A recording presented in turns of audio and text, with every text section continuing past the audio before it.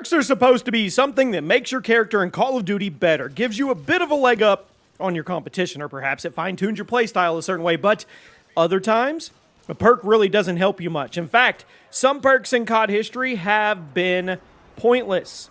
What's up, everybody? Jimmy or Chaos. Welcome to the channel. Today, we're going to be checking out 10 of the worst perks ever put in Call of Duty multiplayer.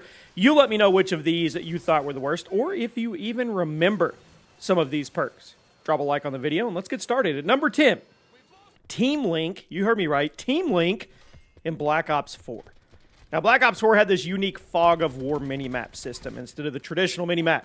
And Team Link was I guess it was a decent idea on paper, which is going to be a running theme in this video, but it ultimately didn't do much but just clutter up your HUD without much return. Fog of War made it so parts of the minimap would be revealed if you got close enough to them, including red dots for enemy players. And Fog of War would allow you to see your teammates' Fog of War as well, which was actually a helpful idea on paper. The problem was the fact that Team Link also made it so you would see your teammates through the walls, which meant there was a lot more stuff on your screen at once, and it could easily get distracting. So on one hand, the increased minimap intel was nice. On the other hand, having all four of your teammates constantly on your screen could be really distracting really quickly, and ultimately, not many people ran the perk. There was just better options. At number 9, Marksman in Infinite Warfare. Infinite Warfare was widely hated upon release, but has since been getting a bit of positive attention from the COD community. It seems like a lot of people think this game was judged too harshly, and to some extent, I agree. But that doesn't mean all the perks were perfect, and that's why I'm going to put Marksman here, because it was borderline useless. Marksman was a tier 3 perk that would allow you to see enemy nameplates from a further distance, and it reduced flinch while aiming down the sights of a sniper rifle. But if you played Infinite Warfare, you know nobody sniped. Hardly any of the maps in Infinite Warfare had sightlines long enough to consistently snipe, and even if you did get a good sniping position, everybody was constantly zipping around with their jetpacks and running on walls, so it was really difficult to snipe consistently. Marksman was a perk that was probably really helpful for the long-range traditional sniper playstyle, but Infinite Warfare just wasn't a game where that playstyle was viable, so nobody used it. And speaking of Infinite Warfare perks that nobody used, at number 8, Momentum. Yet another perk that had a decent idea on paper, but it didn't get much use in practice because it kind of contradicted the way the game was played. Momentum was a tier 2 perk.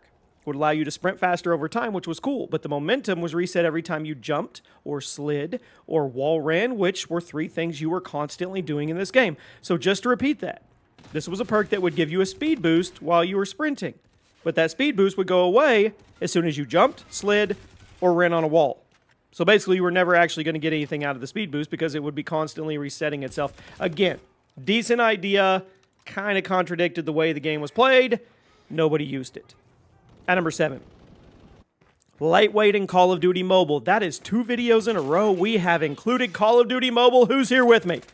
Lightweight is a staple perk in Call of Duty. Usually gives you a pretty significant increase in movement speed. It's great for when you're running LMGs or heavier weapons because it keeps you from becoming a sitting duck on the battlefield. That's the reason I'm going to put COD Mobile's version of the perk on the list, because for some reason, it wasn't as effective. I hate to burst your bubble if you're a COD Mobile player and you didn't know this, but the COD Mobile version of Lightweight only increases your movement speed by 5%, which is way less than the other versions of the perk. And in a lot of cases, it's almost impossible to tell. I'm not really sure why the COD Mobile devs made this version of Lightweight so much less effective than others, but they did, and here it is. If you were running Lightweight in COD Mobile, I would recommend swapping it out because you're not really getting much out of it. Maybe you think you are. Maybe it's a placebo effect. I don't know. At number 6, Awareness in Black Ops 2. Now, for the most part, Black Ops 2 had really good perks for you to pick from. Basically, they were helpful, except Awareness, which was one of the last things you unlocked in the multiplayer progression, which is kind of ironic given the fact that nobody used it. Awareness was a tier 3 perk that would make enemy footsteps louder, essentially letting you hear people coming from further away. It makes it hard to get snuck up on. But there was 3 fatal flaws with it. The first fatal flaw was the fact that it did not counter dead silence. So if somebody was running around using dead silence, Awareness didn't actually counter it. The second flaw was the simple fact that Black Ops 2 already had really good footstep audio and you rarely got snuck up on by anybody anyway. And the third and final fatal flaw was the fact that the tier 3 perk category was stacked in this game. And even if you were running the perk 3 greed wildcard to take 2, nobody was going to take Awareness. In case you forgot, the other tier 3 perks in Black Ops 2 were Dexterity, Engineer, Dead Silence, Extreme Conditioning, and Tac Mask. Nobody was running Awareness. And now we arrive at the top 5. Overkill in Modern Warfare 3 2011. It's not that overkill was bad in the game because it did the same thing it's always done. It allowed you to take a secondary primary weapon into battle instead of a secondary. That could be helpful at times. But it was still one of the least used perks in the game because of one crucial detail. That was the fact that Modern Warfare 3 had absolutely insane secondary weapons. This is the game where the machine pistols category, you had the FMG9s and the MP9, both of which were stronger than most of the SMG. So why would you sacrifice your red perk slot and run overkill? You could just throw the MP9 in your back pocket with no consequence. And remember, the red perk category in this game also had Assassin and Quick Draw, two of the best perks in the game. There was no reason to run overkill in Modern Warfare 3. Again, it's not that it was a bad perk on its own, but it's on the list because in the context of Modern Warfare 3, it was literally pointless. Run the MP9 and go about your day. At number 4, Bomb Squad in Call of Duty 4. It was the early version of the Engineer perk, which became a staple of the franchise after it was introduced in the Black Ops sub-series. But in COD 4, it just didn't do enough. And it was hard to justify taking it as your tier 1 perk over other things like Frag ×3 or Special Grenades ×3 or the Bandolier. Bomb Squad would paint enemy explosives red on your screen. It allowed you to see claymores through walls, helped you prevent running into him, or at least that's what it was supposed to do. In reality, the red paint that the Bomb Squad used wasn't very bright. And since claymores were pretty small in COD 4, it was hard to see them, meaning you still occasionally would run into them even if you were running Bomb Squad. But the big problem with the perk was the fact that claymores were the only thing it countered. Engineer is helpful in Call of Duty because it paints a ton of stuff red on your screen. Bomb Squad literally countered claymores. And since only a small percentage of COD 4 players ran claymores, it didn't do anything. Yes, it painted frag grenades red too, but with how small those were and how short they were on the screen before exploding, it was rare to see them, even if you had Bomb Squad. At number 3, the Scrambler in Modern Warfare 2 2009. Tier 3 perk, pretty decent idea on paper, but in practice, it just gave your location away every single time you got close to an enemy player. The Scrambler perk would obstruct the enemy's minimap with a bunch of TV static whenever they got within a certain distance of you. But if the enemy player noticed it, which they did, they would just start looking around for whoever was screwing with their map. A perk that was supposed to make you harder to detect actually made people more aware of your presence, and as a result, hardly anybody ran it.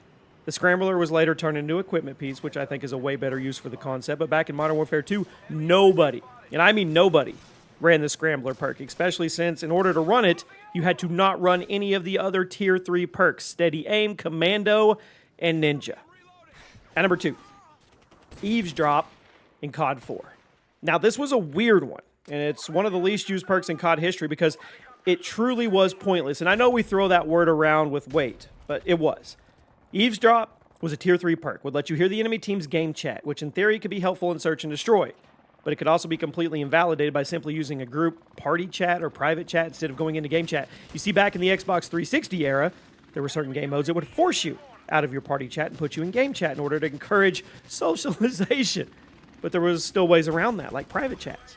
If you figured out that somebody on the other team was using Eavesdrop, which was pretty easy to figure out because the death chat literally told you what perks the enemy team was running, you just switch over to private chat and invalidate it. Plus, on top of all that, COD 4 had death chat, meaning if you killed somebody, you could just hear their game chat for a few seconds for free. And if the enemy team wasn't talking, and you just picked Eavesdrop as your Tier 3 perk for no reason instead of just taking something far more helpful, Dead Silence. I mean, Extreme Conditioning, Deep Impact. I mean, Eavesdrop sucked. And at number 1 today, the worst perk, in my opinion, in Call of Duty history is the gas mask in World at War. Tier 2 perk could cancel out the effects of the Tabun gas. That's it. That's all it did. And you know who was running the T-gas in World at War? Absolutely nobody. It was useless. And you know what else was a Tier 2 perk in World at War?